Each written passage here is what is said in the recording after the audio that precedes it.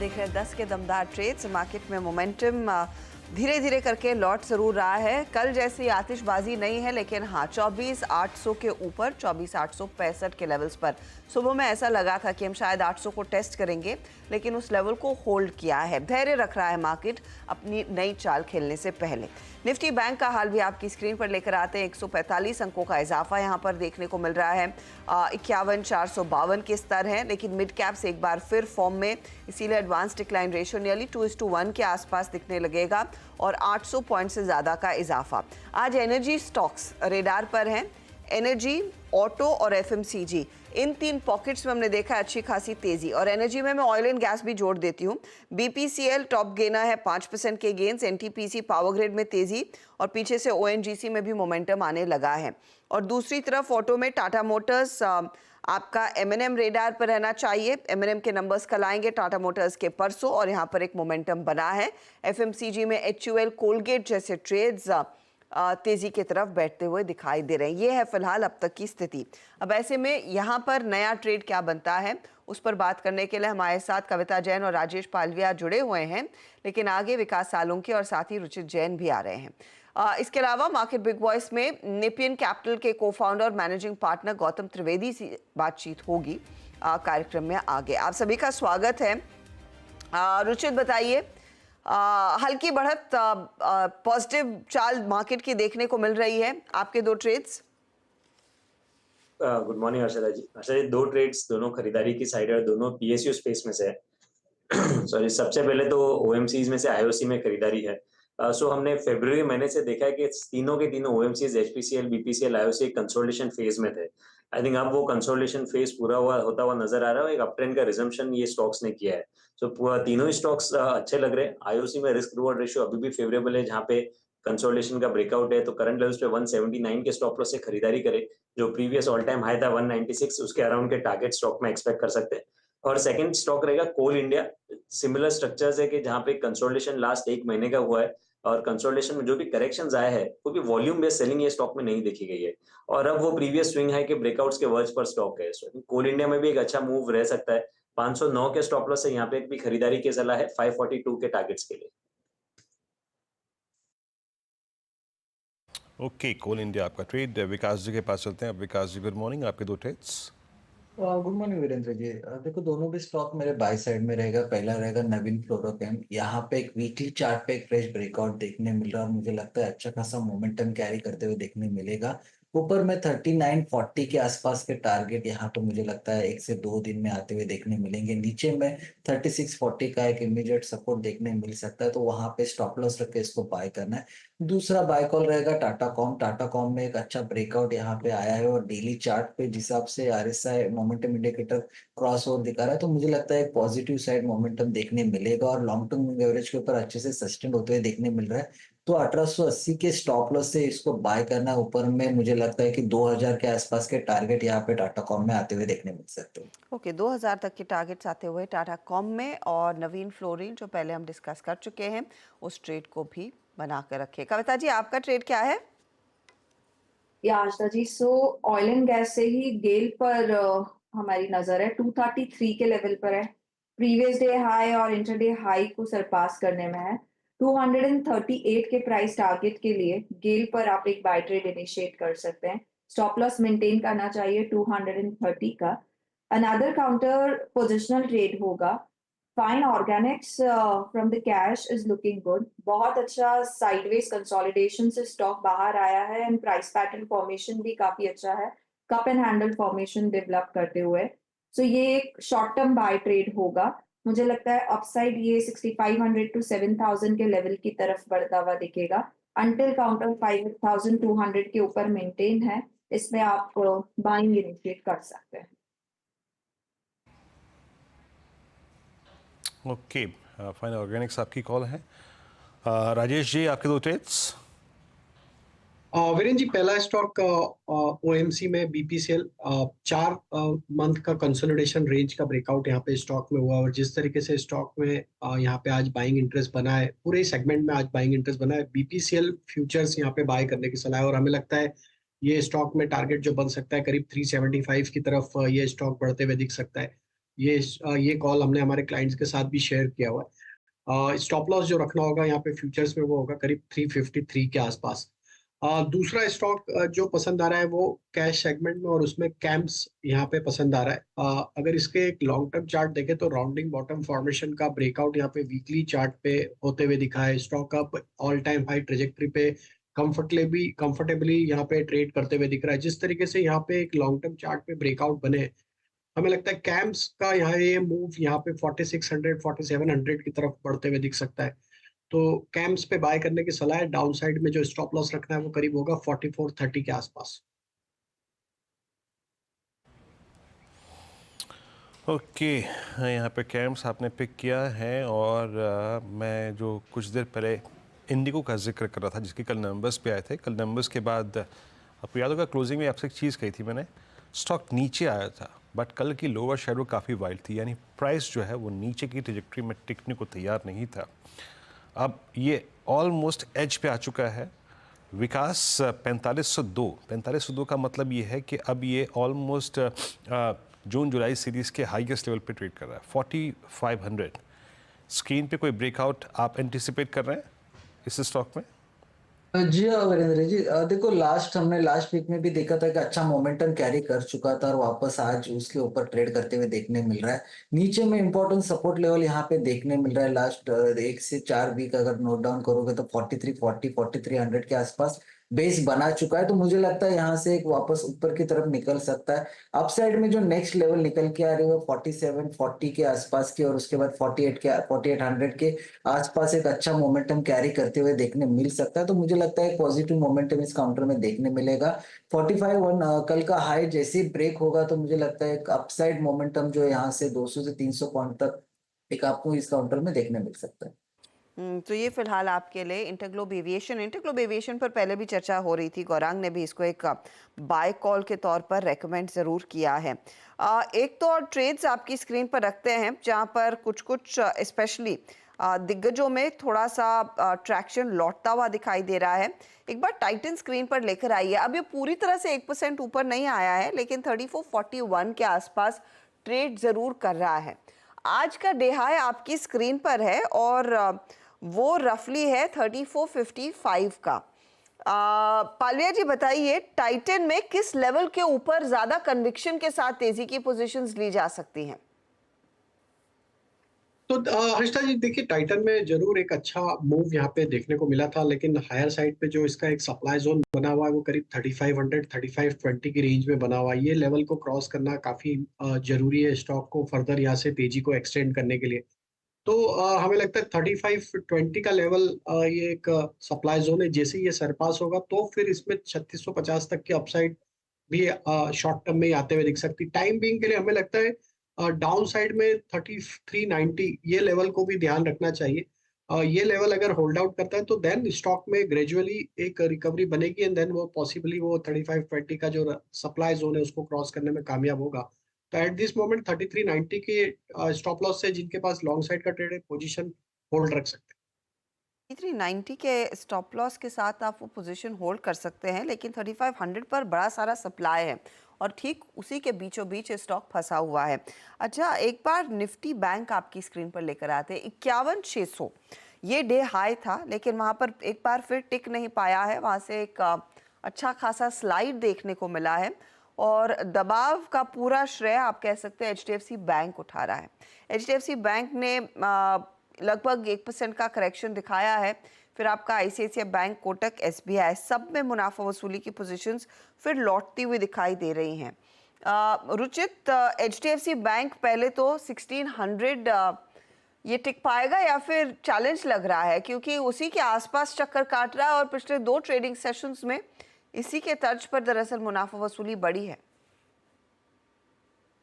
पिछले 5 trading session देखेंगे तो स्टॉक में कोई भी डायरेक्शनल मूव नजर नहीं आ रहा है। जब भी कोई पुल बैक मूव आ रहा है स्टॉक 1600 1620 के आसपास आ रहा है तो सेलिंग प्रेशर आ रहा है और नीचे स्टॉक में 1570 80 के आसपास एक सपोर्ट बना हुआ है।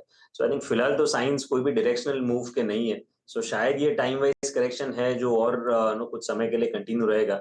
1620 के ऊपर स्टॉक निकलता है तो ही स्टॉक में कुछ पॉजिटिविटी एक्सपेक्ट करें, अदरवाइज आई थिंक स्टॉक थोड़ा रेंज बाउंड रह सकता है। अभी जो हर्षदा निफ्टी बैंक के कोलैप्स का जिक्र कर रही थी, सुबह की लेवल्स लेके आइएगा। क्या बात हुई थी कि जब तक मत पिक कीजिएगा लॉन्ग, जब तक कि स्क्रीन पे ना मिल जाए 51,190 और वो जो 51,660 की ट्रेजेक्ट्री है, that's following 10 day exponential moving average, वो एक सप्लाई जोन काम करेगा। वहीं पे क्या, वहीं यहीं पे है आपका फॉलोइंग 10 डे में। और कहाँ पे इस वक्त देखिए प्रेशर कहाँ से बढ़ रहा है। मैं अभी स्क्रीन पे देखा था, मेरे स्क्रीन पे जो SBI के पुट्स हैं वो सारी की सारी डी हाई पर आ गई हैं। SBI एट 370, यस SBI भी बैकफुट पे आता हुआ। दैट मीन्स जो वो शुरुआती टिक्स में निफ्टी PSU बैंक का मोमेंटम था वो सारा का सारा कोलैप्स हो गया। एक बार निफ्टी PSU बैंक इंडेक्स रखिएगा, Nifty PSU bank index it's 7421, yes ये खुला स्ट्रॉन्ग लेकिन अब बैकफुट पे आके ट्रेड करता हुआ। तो बैंक्स प्रेशर में है, इंडेक्स बट याद रखिएगा जो कर रहा है वो सिर्फ दैट इज कॉल्ड कंसोलिडेशन, न पेन न गेन, इसे कहते हैं टिपिकल कंसोलिडेशन। मीनवाइल लेके आइए एक स्टॉक जो कि अच्छा कर रहा है आपकी स्क्रीन पे इस वक्त है, वो अब इंडस टावर्स कल के हाई को बाइसेक्ट करता हुआ। विकास, इंडस टावर पे आपका व्यू पोजिशनल पर्सपेक्टिव से? इस टावर में मोमेंटम कैरी अभी भी होते हुए देखने मिल रहा है और मुझे लगता है जिनके पास लॉन्ग टर्म पोजीशन है तो होल्ड करना चाहिए। एक फ्रेश ब्रेकआउट के साथ ये काउंटर लास्ट कुछ दिनों में ऊपर जाते हुए देखने मिला। 350 के बाद 450 भी अभी ये क्रॉस कर चुका है। मुझे लगता है ऊपर में जो एक्सटेंशन लेवल देखने मिल रही है 61.80 का, वो अराउंड 478 के आसपास है। तो मुझे लगता है 478 के आसपास तो ये आराम से एक अपमूव यहाँ पे देखने मिल सकता है। नीचे में जो इम्पोर्टेंट सपोर्ट यहाँ पे देखने मिल रहा है, अगर इंट्राडे की बात करूँ तो 440, बट ओवरऑल अगर देखो तो 428 अच्छा बेस बना चुका है। तो 428 एक इम्पोर्टेंट सपोर्ट इस काउंटर में देखने मिलेगा, लेकिन अपसाइड में मुझे लगता है 478 के आसपास का एक पॉजिटिव मोमेंटम कैरी करेगा। ओके, इंडस टावर पे आपका ये व्यू। इस बीच चलिए अभी काम करते हैं, ये टेक्निकल ट्रेड्स काफ़ी हुए, अब थोड़ा सा लॉन्गर टर्म पर्सपेक्टिव से बात करते हैं। मार्केट की पोजीशनिंग, ग्लोबल मार्केट्स, सब पे फोकस करते हैं। हमारे साथ गौतम त्रिवेदी साहब जुड़ चुके हैं। Shri Gautam Trivedi, co founder and managing partner Nepean capital के इस वक्त जुड़ चुके हैं। सर नमस्कार, कार्यक्रम में स्वागत है आपका। जहाँ से आप बैठ के मार्केट्स को देखते हैं, प्रोस्पेक्टिव आप सर सब पे देते हैं, US मार्केट को लेके, ग्लोबल मार्केट्स को लेके, इंडियन मार्केट्स को लेके। अभी हमने बीते 4-5 दिन में आई थिंक वो बजट में जो टैक्स हाइक्स थे, STT आपका हाइक हुआ, थोड़ा ऑप्शन ट्रेडिंग एक्सपेंसिव हुई, फ्यूचर्स ट्रेडिंग एक्सपेंसिव हुई, LTCG short term capital gain tax, उसको थोड़ा एब्जॉर्ब तो कर लिया। बट क्या अभी आपको अर्निंग्स इतनी सपोर्टिव लग रही हैं कि हम ये 25,000 और आई थिंक अबव के लेवल्स पे जा पाएं? आपका व्यू क्या एस्पेक्ट मार्केट्स को लेकर सर?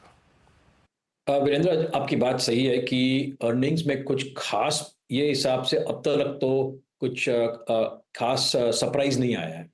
कुछ मिड कैप्स में शायद आए, वो उनकी बात नहीं कर रहा हूँ मैं, ओवरऑल मार्केट की बात कर रहा हूँ जो अर्निंग्स अब तक आए हैं। लेकिन सवाल ये पैदा होता है कि मार्केट को ड्राइव क्या करता है, और आज की तारीख में मुझे अभी भी नहीं लगता है कि it is earnings, it is still fund flows. और जो हिसाब से हर महीने हर हफ्ते जो फंड फ्लोज आ रहे हैं डायरेक्टली इनटू म्यूचुअल फंड्स या डायरेक्टली इनटू द मार्केट, जो investors via not via mutual funds लेकिन अपने आप अपनी पूंजी लगा के मार्केट में इन्वेस्ट कर रहे हैं, FNO हो या कैश मार्केट हो, तो उसका जो लगातार फ्लो है वो जब तक कम ना हो, मुझे लगता है मार्केट में कोई करेक्शन नहीं आएगा बड़े पाए पे। और ऑफ कोर्स वो करेक्शन की वजह क्या हो सकती है वो तो आपको भी नहीं मालूम, मुझे भी नहीं मालूम, लेकिन शायद कोई ओवरसीज इंटरनेशनल इवेंट हो या US में करेक्शन बड़ा है तो यहाँ उसकी असर पड़ेगी। लेकिन मुझे लगता है कि आज की तारीख में आप देखिए कि बैंक्स, जब मैं अभी देख रहा था आप ही का शो, जब आप बता रहे थे कि बैंक्स स्टॉक्स भी दे आर गेटिंग हिट, तो उसकी वजह यही है ना कि लोग इंक्रीमेंटल सेविंग्स जो एक जमाने में फिक्स्ड डिपॉजिट्स, एक जमाने की बात कर रहा हूँ, मतलब 5 साल पहले की बात कर रहा हूँ, 4 साल पहले की बात कर रहा हूँ, जो इंक्रीमेंटल सेविंग्स जो FD में जाते थे, सेविंग्स अकाउंट में जाते थे या बैंकिंग प्रोडक्ट्स में जाते थे जिससे बैंक्स ज्यादा क्रेडिट दे सके इंडस्ट्री को, वो भी स्टॉक मार्केट में आ रहे हैं। और जब तक ये थ्रिल जो है FNO, बिकॉज करीबन 99% ऑफ जो डेली ट्रेडेड वॉल्यूम है वो FNO है, 1% ही कैश मार्केट है। तो मेरा कहने का यही मतलब है कि जब तक वो कम ना हुए, मुझे नहीं लगता है कि ये जो लगातार पैसा आ रहा है मार्केट में कम होगा, और उसकी वजह से मार्केट 25 क्या 26 भी हो सकता है, 26,000।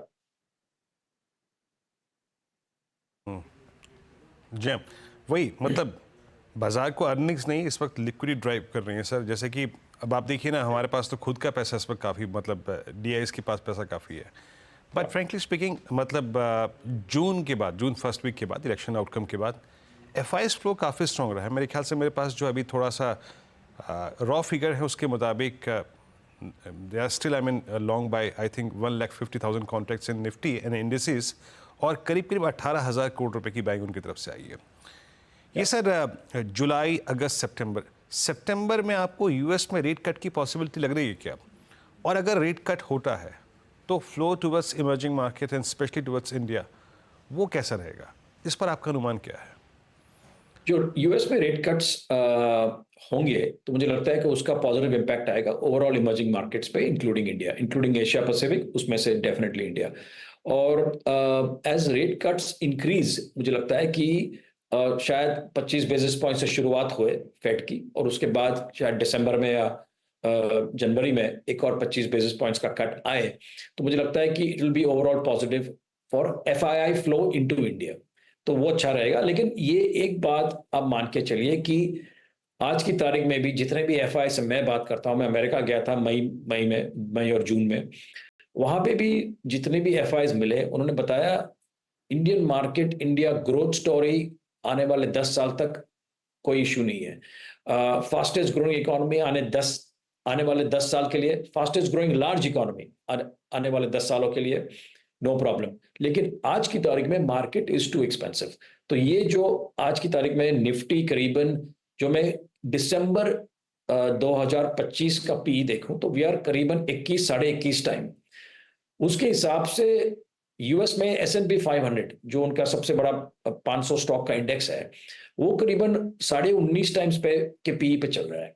तो उनको भी लगता है कि इंक्रीमेंटली हमें इंडिया में आने की जरूरत क्या है, जब हमारे यहाँ यूएस में करीबन 13 से 14% 2025 कैलेंडर 2025 के लिए अर्निंग्स ग्रोथ है, वैल्यूएशन इंडिया से भी कम है, और यहाँ पे इतने स्टॉक्स टेक्नोलॉजी में है और नॉन टेक में भी अभी धीरे धीरे बढ़ रहे हैं। तो मुझे बाहर की कंट्री में जहाँ पे एक्सचेंज रेट का रिस्क भी हो सकता है जरूर है। अपने हर साल इंडिया में अपना रुपी तो 5 या 6% डिप्रिशिएट होता ही है, लेकिन वो जो बड़ा पैसा आना है it is limited by valuation, और वैल्यूएशन का जो अपने यहाँ जो इश्यू हो गया है is because of domestic flows.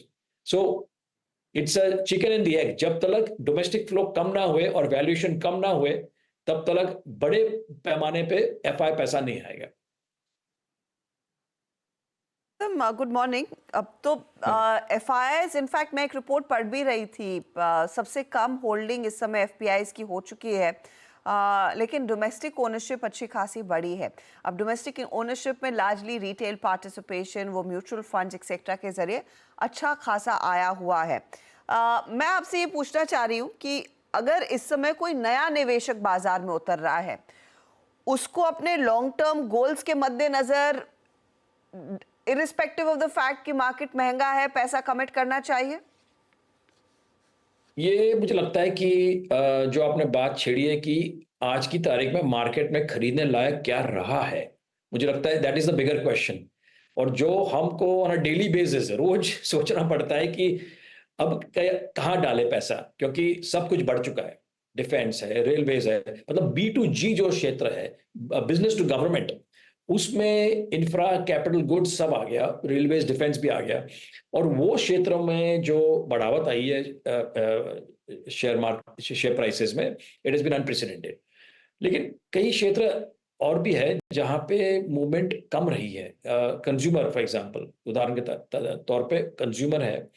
Banking of course आपने भी देखा होगा, HDFC बैंक हो, कई बैंक है जिनका मूवमेंट करीबन पिछले 1.5 से 2 सालों में it not caught up with the market. तो वहां पे अपॉर्चुनिटी सेट्स है, और मुझे लगता है कि जो नए IPO आ रहे हैं उसमें भी देयर इज अ पोटेंशियल मैं देख बोल रहा हूँ। ये नहीं कि हर एक आईपीओ में पैसा डाला जाए, लेकिन जहां पे आपको एज ए इंस्टीट्यूशनल इन्वेस्टर की मैं बात कर रहा हूँ, मैं अपनी बात कर रहा हूँ, रिटेल की बात नहीं कर रहा हूँ, जहां पे एंकर एलोकेशन में जो अच्छा खासा एलोकेशन मिल जाए, मुझे लगता है वहां अपॉर्चुनिटी सेट्स है थोड़े बहुत। Again you have to be very selective. मैं नहीं बोल रहा हूँ हर एक आईपीओ में पैसा इन्वेस्ट करना चाहिए, निवेश करना चाहिए, लेकिन मुझे लगता है वहां पे भी अपॉर्चुनिटी सेट्स है। अब और एक आईपीओ जो ऑफ कोर्स परसों खुलेगा वो क्लियरली ओला इलेक्ट्रिक है। Any thoughts on that Gautam, specially क्योंकि two wheeler electric vehicle market काफी हॉट है एंड ओला 3 साल में अच्छा खासा मार्केट शेयर नियरली 46% अपने नाम कर चुका है। इनफैक्ट एक रिपोर्ट में ये भी पढ़ रही थी कि एथर जिसमें हीरो की का इन्वेस्टमेंट है, उनको लगता है TVS will be a far bigger competitor than your Hero Bajaj and even Ola. तो इस पूरे मार्केट पर आपकी क्या नजर बनी हुई है, तो किस तरह से अप्रोच करें और रिटेल निवेशकों को क्या टेक अवे लेना चाहिए? देखिए, ओला का मैंने कुछ स्टडी नहीं किया है, तो मुझे ये it will be irresponsible if I comment specifically on Ola. लेकिन मेरी ये सोच है कि जहां पे भी आप देखिए कि सेक्टर हॉट है, सेक्टर में बड़ा ग्रोथ है, लेकिन लिस्टेड कंपनी एक या दो ही है।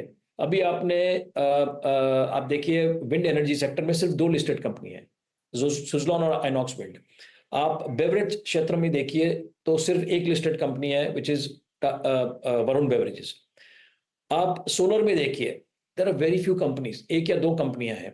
तो जो आज की तारीख में जो रिटेल इन्वेस्टर है स्टॉक मार्केट में, जो आपको if you want to play the growth in wind energy, 2 ही कंपनियां हैं, तो आपको कोई चारा नहीं है, ये 2 कंपनी में ही निवेश करना पड़ेगा, और कोई जब तक कोई तीसरी या चौथी कंपनी लिस्ट ना होए। तो मुझे लगता है कि ओला, अगेन मैं डिस्क्लेमर बोल रहा हूं, मैंने फाइनेंशियल्स या कुछ स्टडी नहीं किया है, लेकिन जब एक कंपनी का लिस्टिंग होता है और वो EV, so it will be the only pure play listed EV 2 wheeler play, आप समझ गए। सो जब तक 2 या 3 और कंपनियां लिस्ट नहीं होती है, ये प्रीमियम वैल्यूएशन पे चलेगा। लेकिन ये प्राइसिंग जो आज अनाउंस हुआ है, जो पेपर मैंने पढ़ा है, वो प्राइसिंग सही है गलत है उस पे मैं कमेंट नहीं करूंगा। लेकिन जहां पे भी मैंने देखा है कि एक या दो ही कंपनी है in a fast growing sector, they end up trading at a premium.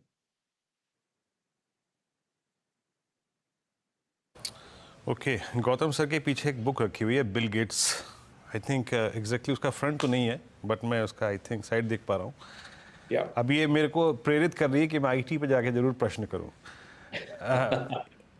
जैसे कि हम बात करते हैं ना सर कि ये लिक्विडिटी ड्रिवन रैली है, इसमें बाजार कुछ ना कुछ नया खोजने की कोशिश कर रहा था, सब कुछ चला धीरे धीरे करके, चाहे बैंक्स हो, चाहे उसके बाद आप फार्मा को देखिए, आप एफएमसीजी को देखिए, आईटी भी चला।